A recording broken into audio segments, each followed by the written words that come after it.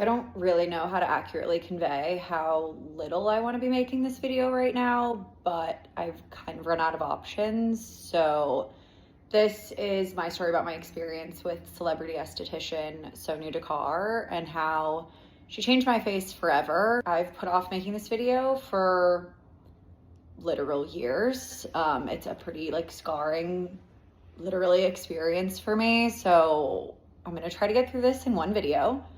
Try not to curse, and I'm gonna try not to cry. So just please bear with me. I started seeing Sonia in late 2019. I was 26 and was insecure about having acne. That's not really that far out of the realm of normal for a lot of people. I tried a lot of other solutions and I stumbled across Sonia.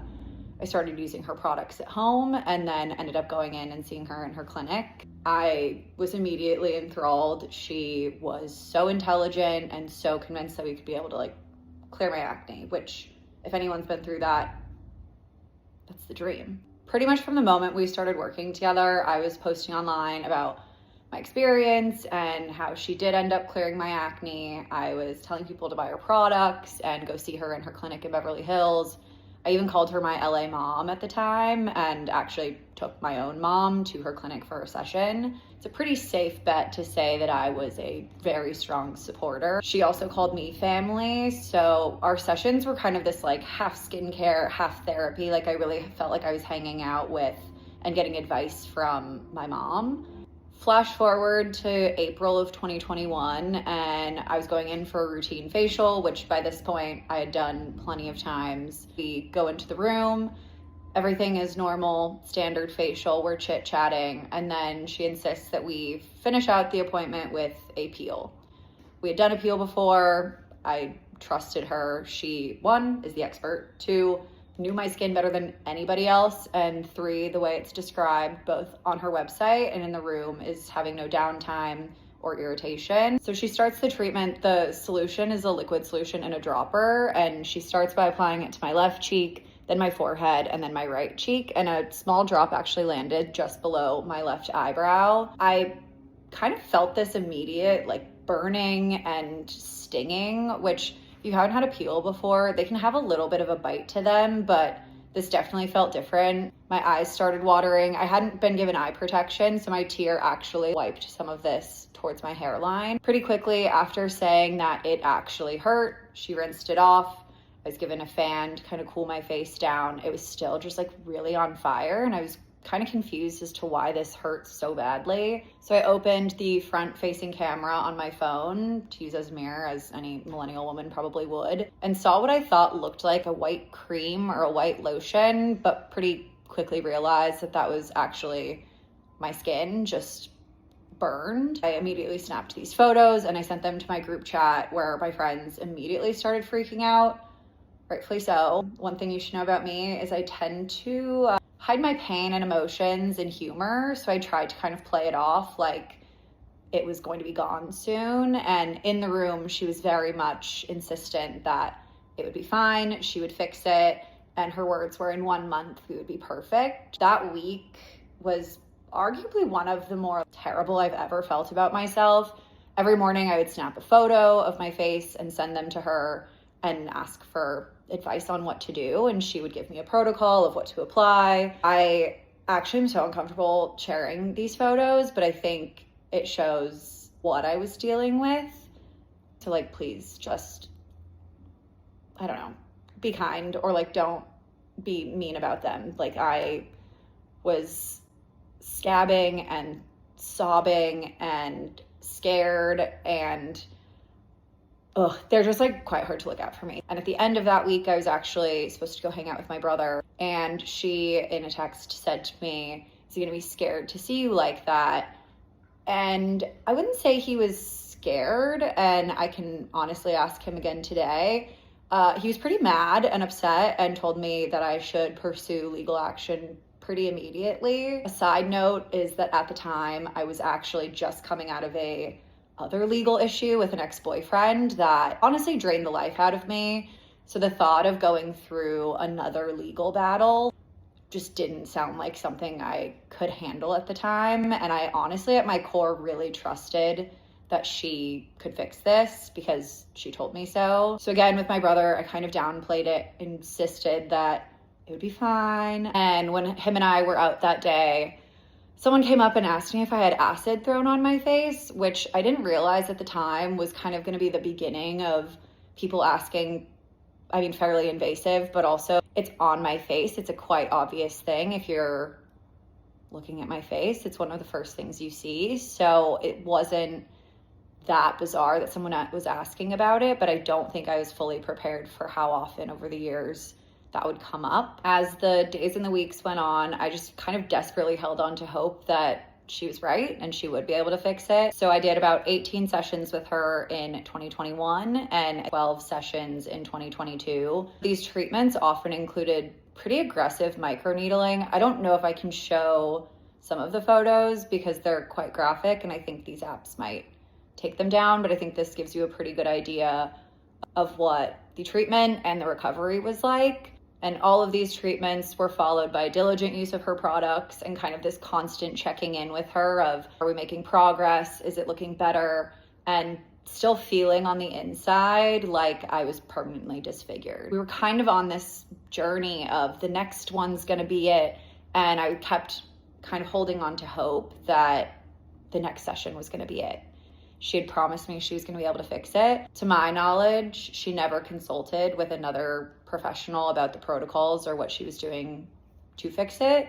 But if she did, it was never communicated to me. During this time in 2021 and 2022, I spent about in the ballpark of $30,000 with Sonia. In July of 2022, I went in for my routine skin check with my dermatologist and decided to just float the question of if she had any advice or thoughts on what else we could do. She was pretty immediately, really confused as to why Sonia hadn't immediately referred me out to a burn unit or a plastic surgeon when this initially happened. And two, was really concerned as to what was actually in this peel, since in her experience, what an esthetician would have shouldn't do this level of damage. To this day, I still have no idea what was in that liquid. The dermatologist recommended a different treatment plan, which was 6 sessions of a laser. Again, felt kind of like an empty promise of 6 sessions and you'll be good. And that was another $8,000 out of pocket down the drain. Sonia reached out to me in January of 2023 and I let her know I was seeing a dermatologist and that we were trying this other plan because I just wasn't happy with where we were on this path to recovery. And I felt a little bit like I had been misled that this maybe wasn't permanent. And kind of as things went on, it was proving maybe it was.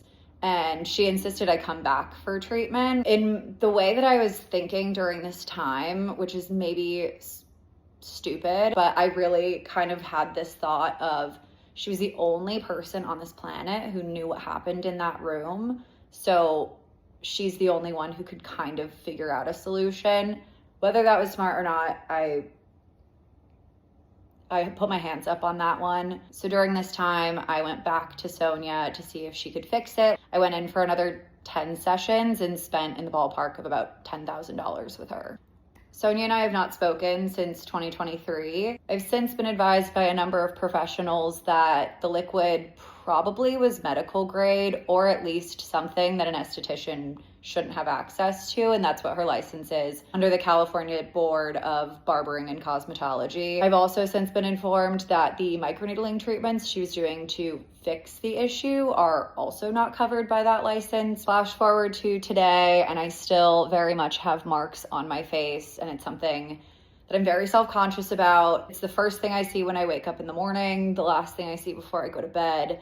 And when I see photos of myself, my first check is if the P shape on my left cheek is covered, if you can see the dent of where skin hasn't grown back in my forehead is, or if you can still see the little white spots on my right cheek. It's just overall not a great feeling to have that be the first thing you're reminded of every single day. In total, over the years, I spent in the ballpark of $60,000 with Sonia. I trusted her with my face, with my skin, honestly with a lot of my innermost feelings, and to feel like this person wasn't looking out for me in the way I'd hoped is just really disappointing at the end of the day. I've also spent another $30,000 on other treatments with other professionals, in hopes of getting my face back and having the pigment and the texture go back to normal. My brother gets married next month, and when my future sister-in-law proposed the idea of getting a makeup artist for the bridal party, my immediate thought wasn't,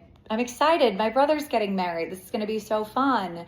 It was that the makeup artist is likely going to have to spend extra time covering up my scarring, which is just on a human level really sad. The monetary piece of this is obviously, one, incredibly frustrating, but two, honestly, quite embarrassing.